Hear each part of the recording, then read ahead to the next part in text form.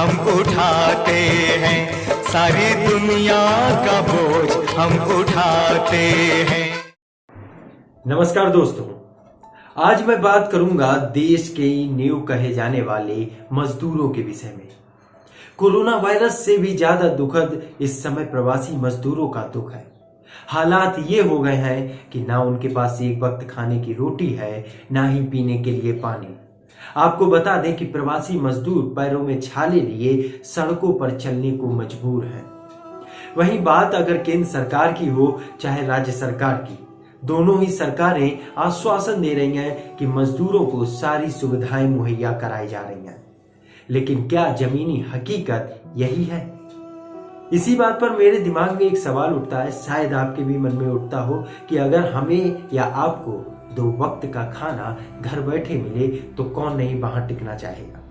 कौन हजारों मीलों का सफर तय करके, कौन इस चिलचिलाती धूप और तपती सड़क पर पैरों में छाले लेकर घर वापस जाना चाहेगा? मजदूरों के हालातों पर देखिए ये रिपोर्ट।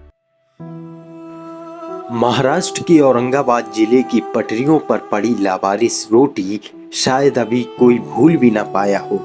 इसके बाद औरैया की दर्दनाक हादसे ने उन जख्मों को हरा कर दिया। क्या इन मजदूरों को उनके गरीब होने की सजा यूं ही मिलती रहेगी?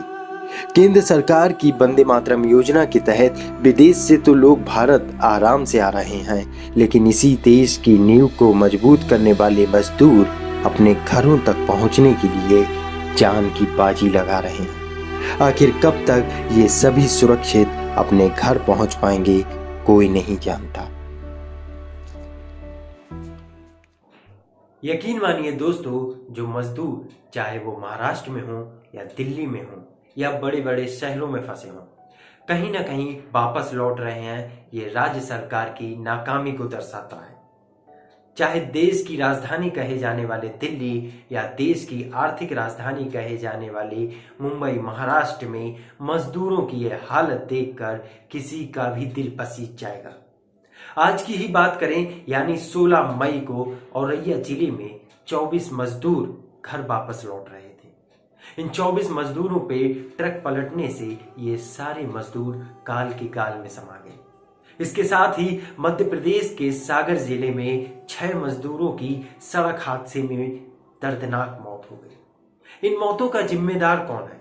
क्या ये गरीब है इसलिए मर रहे हैं, या इन्होंने देश की जिम्मेदारियों का बोझ उठाया लेकिन अपनी जिम्मेदारियों का बोझ नहीं उठा सके, शायद इसलिए मर रहे हैं?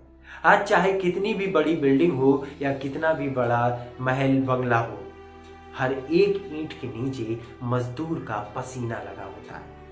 सरकार विदेशों में फंसे लोगों के लिए वंदे मातरम योजना चला रही है, लेकिन अपने देश में फंसे मजदूरों को उनके घर तक पहुंचाने के लिए क्यों अब तक शांत बैठी है? क्यों मजदूर यूं ही मर रहे हैं? क्या वो गरीब हैं इसलिए सरकार तक उनकी आवाज नहीं पहुंच रही है, या आज भी अफसरशाही वर्ग को ही बढ़ावा दिया जा रहा है? श्रमिक वर्ग को कुछ भी नहीं समझा जा रहा है।